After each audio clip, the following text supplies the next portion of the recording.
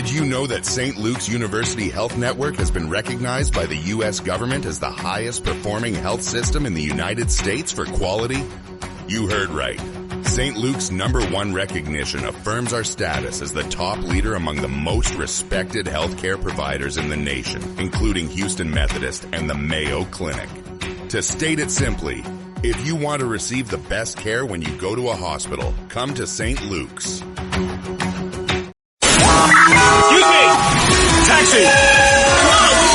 This is the 77 WABC minicast. I want us to be able to vote by phone.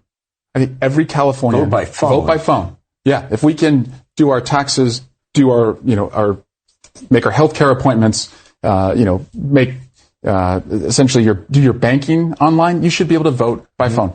Make it safe, make it secure, but it's actually already happening all over the United States. I want us to be a blue state that doesn't do just a little bit better than like Georgia or Alabama when it comes to like voting access.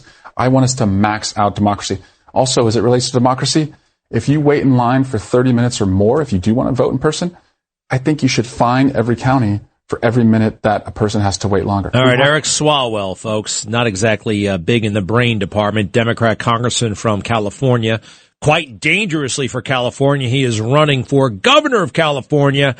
We know a lot about this guy, of course. He's very foolish and fang. However, the great investigative journalist / author / filmmaker Joel Gilbert may have hit the mother lode. This guy is a sexual weirdo, too? I don't know. Let's bring in Joel. Joel, welcome back. How are you?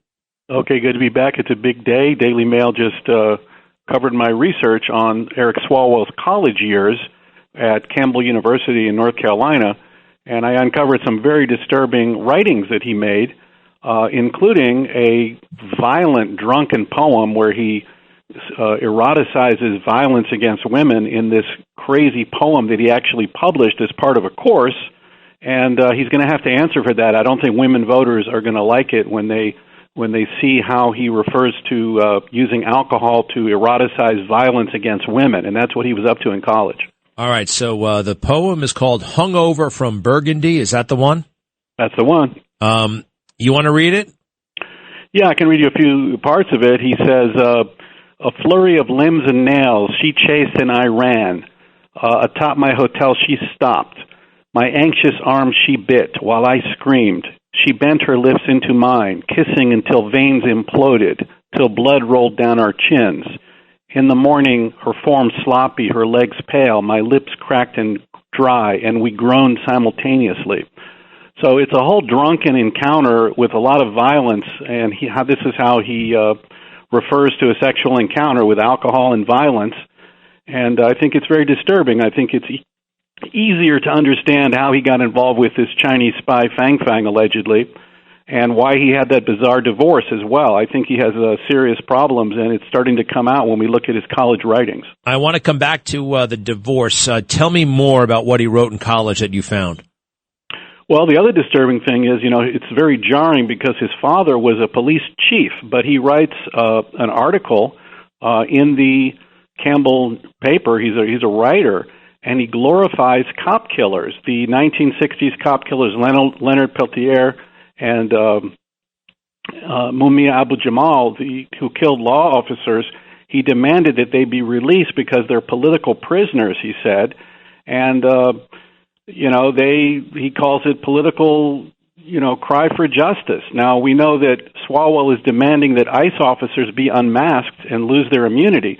But so he started this anti-cop, anti-police rhetoric way back in college. He says, America, it's time to wake up. Free Peltier, free Abu Jamal, free all political prisoners. So he's going to have to answer because he's bragging about some police organizations endorsing him for governor, but here he was championing the cause like these radical 60s Weather Underground.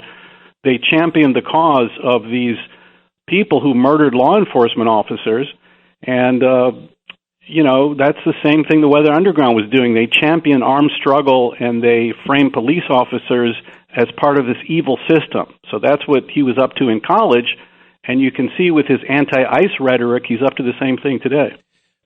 Going back to this poem for a minute, it stinks as far as poetry goes, right? I mean, forget about the content for a moment. I mean, like we're talking fourth grade rhyme. Actually, he's talking second grade rhyme. Ran, tan. It's just silly. But let's go through it line by line. Okay. And their beauty was formless and magnificent. This is just pretentious at this point. What does formless mean? He's looking at somebody and he calls it formless. That's just weird, right?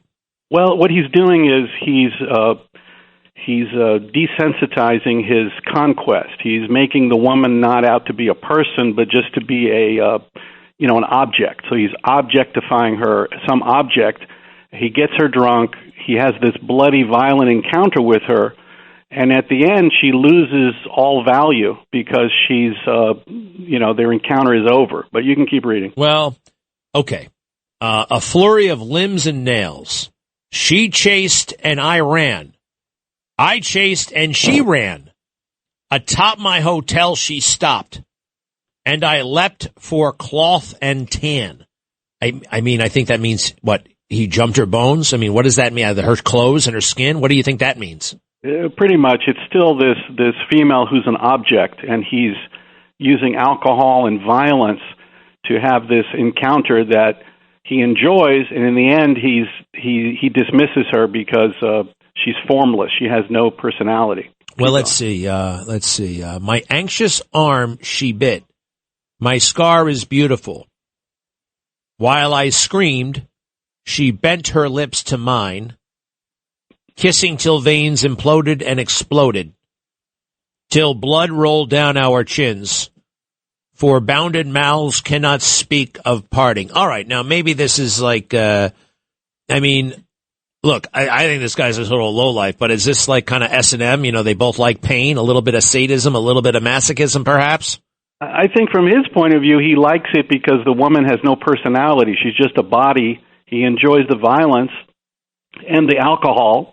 And as you keep going, she kind of loses her value at the end because their encounter is over. So I find it very disturbing, but go ahead. No, it is totally. Let's see here. In the morning, I awoke beside beauty's shadow, meaning I guess she's no longer beautiful. Her form sloppy and her legs pale.